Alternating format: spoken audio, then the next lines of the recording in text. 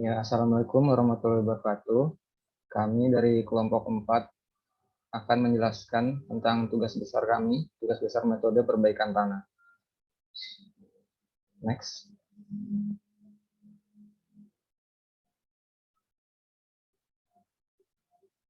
Nah, berikut adalah anggota dari kelompok kami. Yang pertama ada Cynthia Aurelia Putri, Dita Syafitri, Fahmi Ade Sudarto, Arefa Adika, Muhammad Nurzaini, Nurul Aulia Rahma, Waldo Robert, dan Iriana.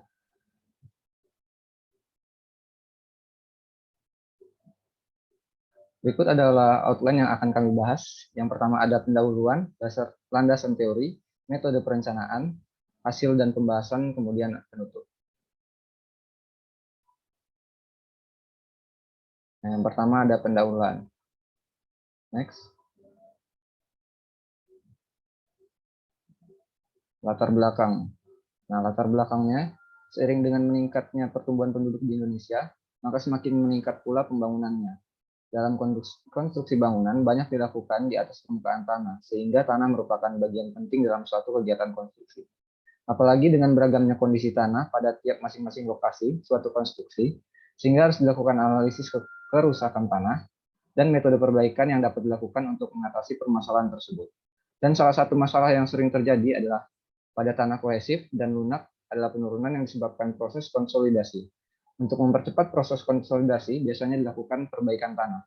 Salah satu metode untuk mengatasi masalah tersebut adalah dengan menggunakan sistem preloading yang dikombinasikan dengan prefabricated vertical drain atau PVD.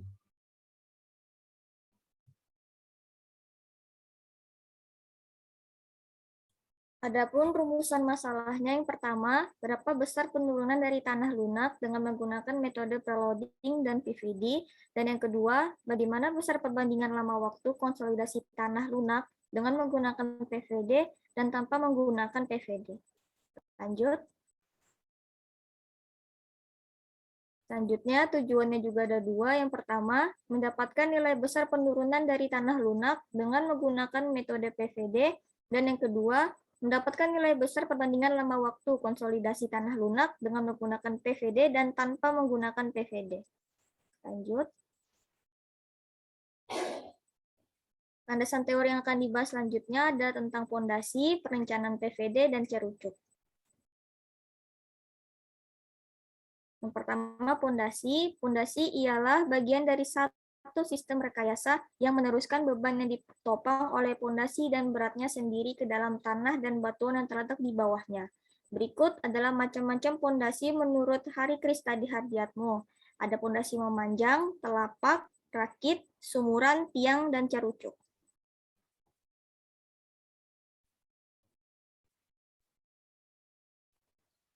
Next, untuk PVD itu adalah lembaran plastik untuk drainase vertikal yang panjang dan berkantung yang merupakan kombinasi bahan inti, berkekuatan mekanik tinggi, dan dibungkus oleh bahan geotekstil. Tujuannya ini adalah untuk mempercepat proses penurunan konsolidasi dengan cara mempercepat aliran keluar air pori. Pada penggunaannya, selain permeabilitas arah vertikal, juga bekerja secara horizontal menuju ke arah drainase vertikal. Next. Untuk cerucuk sendiri menggunakan micropile, salah satu jenis fondasi yang diaplikasikan di daerah dengan kondisi tanah yang kurang stabil, di mana umumnya dengan jenis tanah lumpur atau gambut dengan elevasi muka air yang cukup tinggi. Tujuannya sendiri ini untuk menstabilkan tanah yang berfungsi untuk meningkatkan daya dukung tanah, menahan terjadinya sliding, dan menahan longsor pada tanah timbunan bersama dengan tanah dasar di bawahnya. Dalam konstruksinya, ujung atas dari susunan cerucuk ini disatukan untuk menyatukan kelompok susunan kayu yang disebut dengan kepala cerucuk. Kepala cerucuk ini dapat berupa pengapit dan tiang-tiang kayu, matras, kawat pengikat, papan penutup, dan balok por. Untuk metode perencanaannya, di sini ada metode preloading, metode PVD, dan metode perkuatan dengan menggunakan cerucuk. Next. Untuk metode preloadingnya, ini penggunaannya dalam suatu perbaikan, pelaksanaan perbaikan itu untuk mempercepat terjadinya proses pemanfaatan.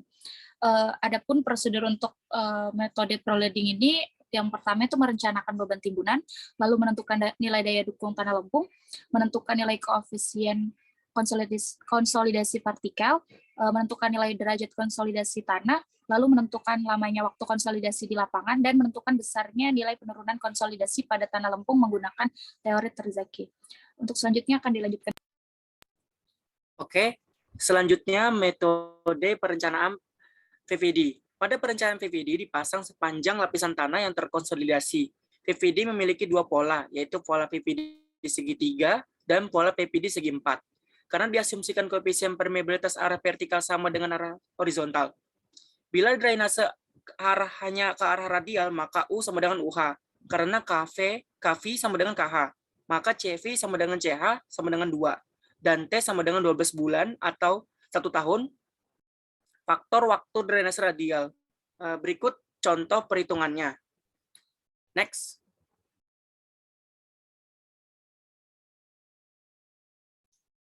Lalu pada susunan segitiga sama sisi yaitu S sama dengan D per 1,05 dan untuk susunan bujur sangkar yaitu S sama dengan D 1,03. Jika konsolidasi diasumsikan menjadi dua arah, yaitu arah vertikal dan arah horizontal atau radial, maka HT sama dengan H. Faktor waktu untuk drainase vertikal sama satu vertikal yaitu TH sama dengan CH kali T per D pangkat 2. Berikut contoh perhitungan dengan asumsi UV kurang dari 60%. Next. Lalu untuk susunan segitiga sama sisi, maka menggunakan S sama dengan D per 1,05. Dan untuk susunan bujur sangkar, maka menggunakan S sama dengan D per 1,13. Next. Lalu ada cerucuk.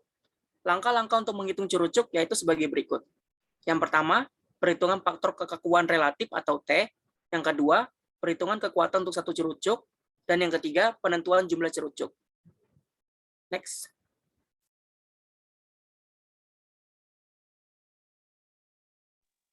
Ya, selanjutnya yaitu hasil dan pembahasan. Yang pertama ada konsolidasi, yang kedua VVD, yang ketiga cerucuk.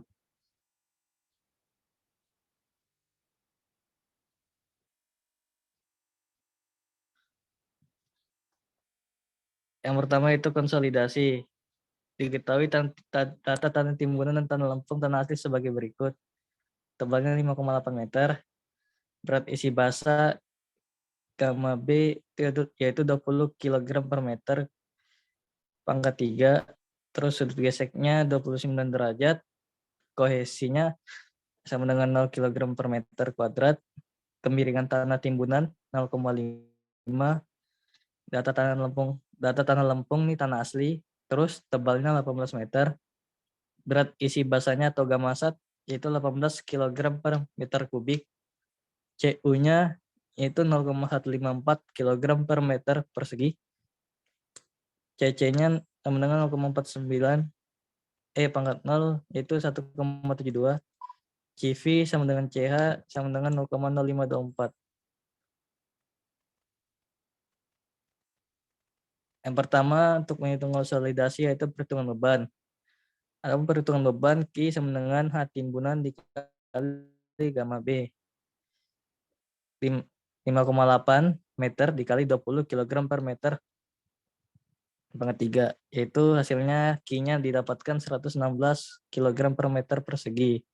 Terus yang kedua ada menghitung beban kendaraan. Perhitungan beban kendaraan pada jalan arteri adalah sebagai berikut.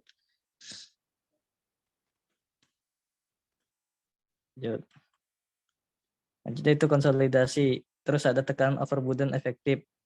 Penol aksen sama dengan Z kali gamma sat. Penol aksen sama dengan 5,8 meter dikali 18 kg per meter kubik. Didapatkan penol aksennya sama dengan 104,4 kg per meter persegi.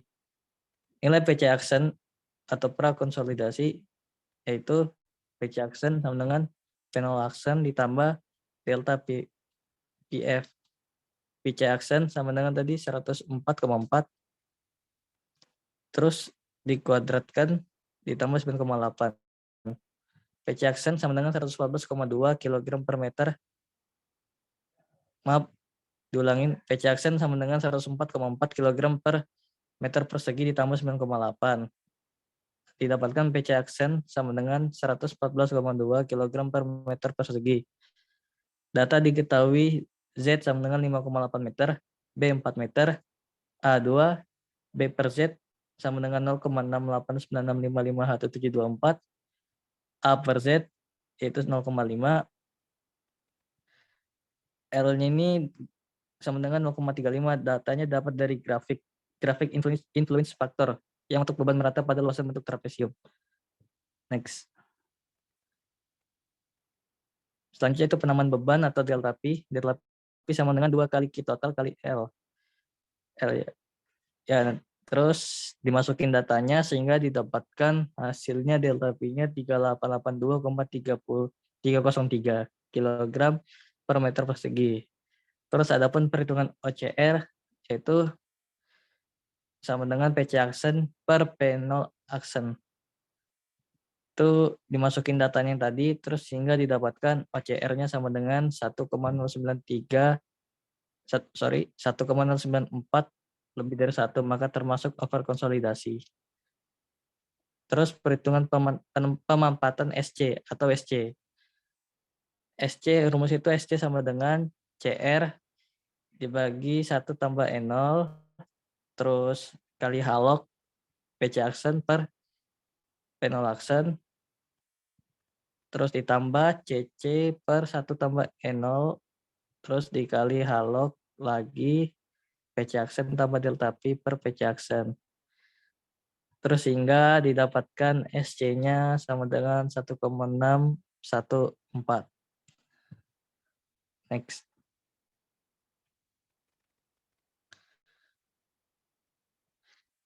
Selanjutnya itu perhitungan preloading. Tinggi timbunan awal atau H inisial. Di data ya H asumsinya itu adalah 6. Terus gamma timbunannya itu 20. Jadi rumus Q timbunan H dikali gamma H asumsi dikali Q timbunan dikali gamma timbunan. 6 kali 20 didapatkan 120 Q-nya. Terus menghitung SC yang lagi, masukin nilai yang tadi sama sehingga didapatkan 1,669347945. Terus ada H asumsi yang kedua itu 7, terus gamma timbunannya sama 20. Terus Q timbunannya itu sama rumusnya kayak di atas. H kali gamma, jadi hasilnya 140. Untuk rumus SC sendiri sama aja seperti di atas. Sehingga didapatkan SC-nya 1,947572602.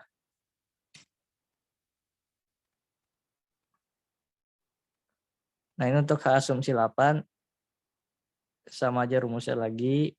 Yang beda cuma tingginya doang. Itu Q-nya didapatkan 160 dengan SC 2,22579726. Terus selanjutnya itu ada H asumsinya 9. Didapatkan Q timbunannya 180 dan SC-nya 2,504021917.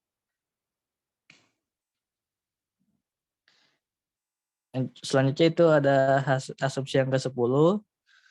Yang 10 asumsinya 10 terus didapatkan Q timbunannya 200 dengan SC 2,7822465575.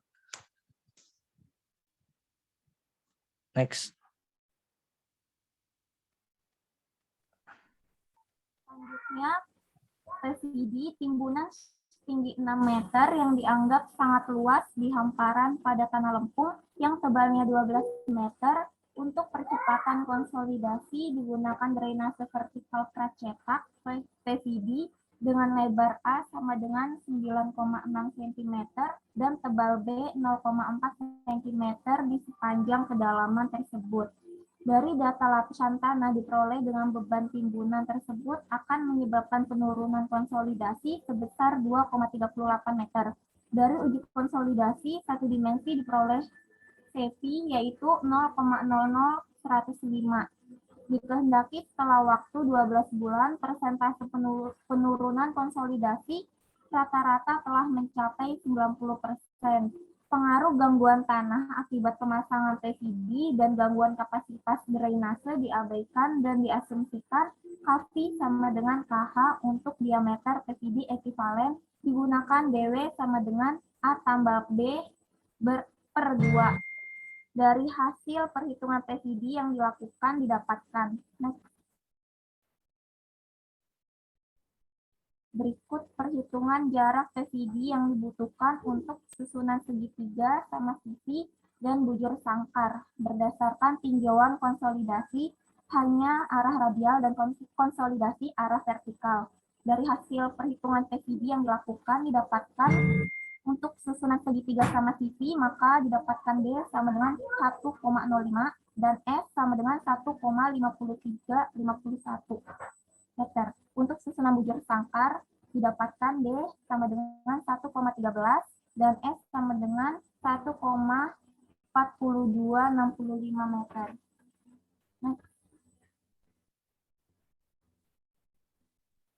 Selanjutnya, tinjauan konsolidasi arah vertikal dan radial.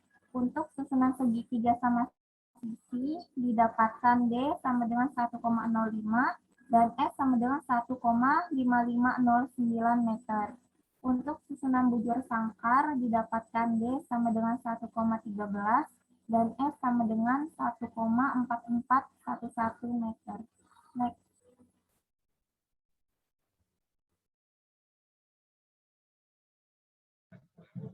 Baik, untuk cerucuk sendiri, yaitu suatu timbunan pada badan jalan direncanakan dibuat di atas tanah lempung lunak dengan data sondir terlampir.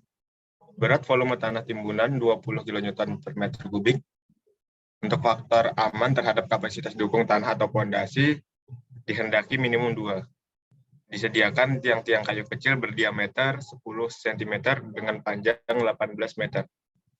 Untuk CU-nya sendiri yaitu QC per 15, lalu untuk gesekan per letakan tanah dengan kayu sama dengan F kali alfa kali CU dengan alfa sendiri yaitu 1. Untuk dukungan tanah di ujung tiang kayu sama dengan 10 dikali CU. Untuk kapasitas dukung tanah beban langsung atau Q ultimate sama dengan 5 kali 7 kali CU. Untuk penurunan tanah tidak diperhitungkan.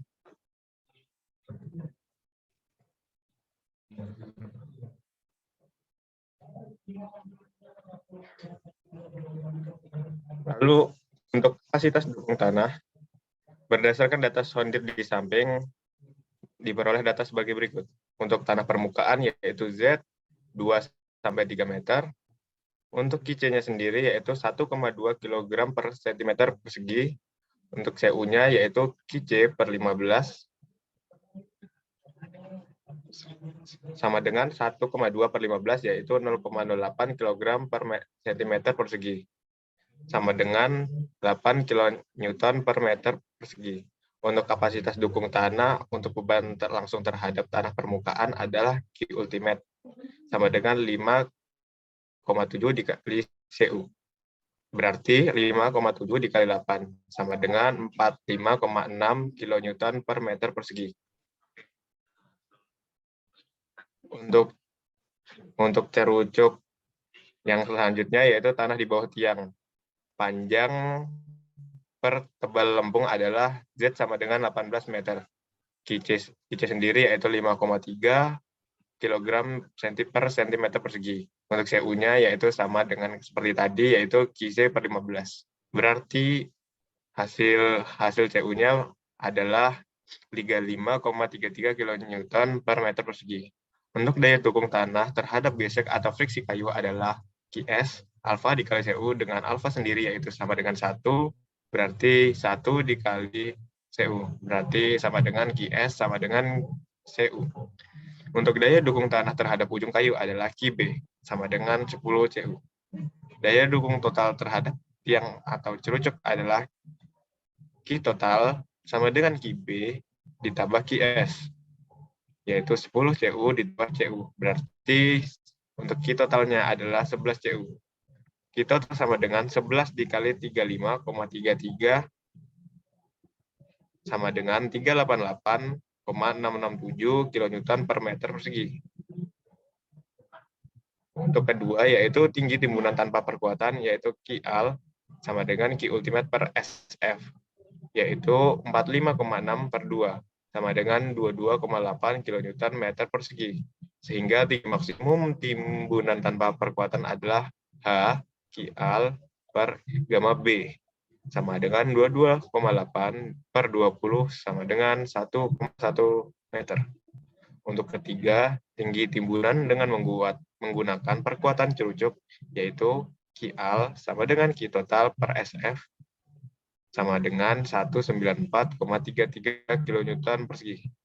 Sehingga tinggi maksimum timbunan dengan menggunakan kekuatan cerucuk adalah A sama dengan QAL per gamma B, yaitu 9,716 meter.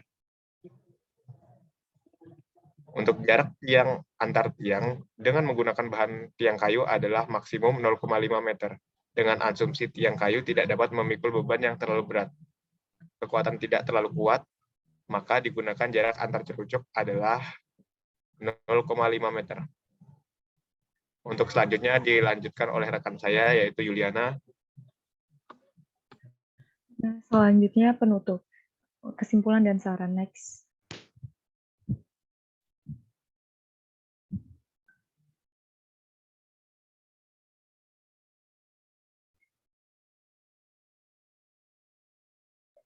Kesimpulan yang kami dapatkan berdasarkan hasil perhitungan yang didapatkan, maka dapat diambil kesimpulan sebagai berikut. Penurunan konsolidasi akibat beban timbunan yang tinggi timbunan rencana berturut-turut adalah 1,669347,945 meter pada 6 meter. 1,947572602 meter pada 7 meter. 2,225779726 meter pada 8 meter. 2,504021917 meter pada 9 meter, dan yang terakhir penurunan pada 10 meter 2,782246,575 meter. Data yang didapatkan dari besar penurunan konsolidasi hanya ke arah radial untuk susunan segitiga sama sisi dengan nilai D sebesar 1,05 S dan nilai S sebesar 1,5351 meter. Selanjutnya untuk susunan bujur sangkar dengan nilai D sama dengan 1,13 S dan nilai S sebesar 1,4265 meter, serta besar penurunan konsolidasi arah vertikal dan radial untuk susunan segitiga sama sisi dengan nilai D sebesar 1,05 S dan nilai S sebesar 1,5509 meter. Selanjutnya untuk susunan bujur sangkar dengan nilai D 1,13 S dan nilai S sebesar 1,4411 meter. Next.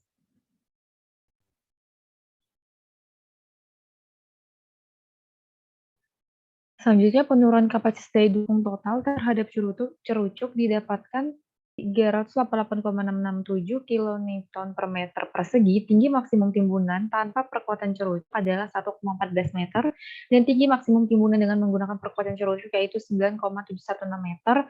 Dengan menggunakan bahan tiang kayu adalah maksimum 0,5 meter dengan asumsi tiang kayu tidak dapat memikul beban yang terlalu berat, kekuatan tidak terlalu kuat.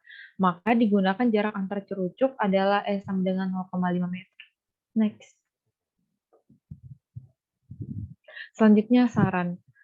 Untuk mendapatkan perbandingan respon program yang benar diperlukan penelitian lanjutan. Setiap ruas tanah seharusnya dilakukan pengujian SPT untuk mendapatkan parameter tanah yang lebih akurat. Dalam pemodelan struktur geoteknik untuk setiap jenis lapisan tanah disarankan menggunakan pemodelan tanah yang berbeda-beda. Sekian presentasi dari kelompok kami. Terima kasih.